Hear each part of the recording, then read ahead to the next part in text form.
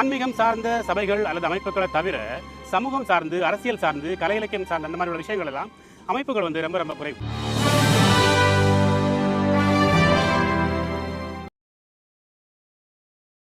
இந்த ஆன்மீகம் சார்ந்த சபைகள் அல்லது அமைப்புகளை தவிர சமூகம் சார்ந்து, அரசியல் சார்ந்து, கலை இலக்கியம் சார்ந்த அந்த மாதிரி உள்ள விஷயங்கள் எல்லாம் அமைப்புகள் வந்து ரொம்ப ரொம்ப குறைவு.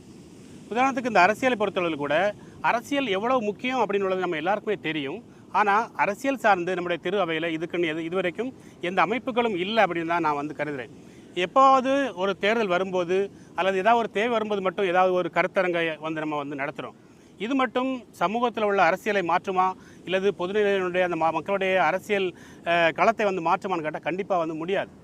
என்னுடைய கருத்து என்னென்னா, இதற்காகவே திரு அவை வந்து ஒரு தனியான ஒரு இயக்கத்தை வந்து ஒரு பெயரிட்டு துவங்க வேண்டிய ஒரு அவசியம் இந்த காலச்சூழல் வந்து ஒரு கட்டாயமாக இருக்கிறது.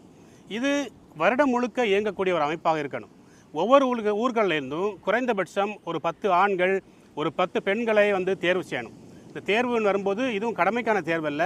அரசியலில் ஆர்வம் உள்ளவங்க, அரசியல் ஈடுபாடு உள்ளவங்க, நல்ல தகுதியான திறமையானவங்க, உலக காரியங்கள் அறிஞ்சவங்க, இந்த மாதிரி உள்ள ஆட்களை சேகரித்து குறைந்தபட்சம் 20 பேர் கொண்டு ஒரு குழுவை அமைக்கணும். இப்படியே மறைவட்டமாக இருக்கட்டும், மறை மாவட்டமாக இருக்கட்டும், அந்த அளவுக்கு வந்து செயல்படணும்.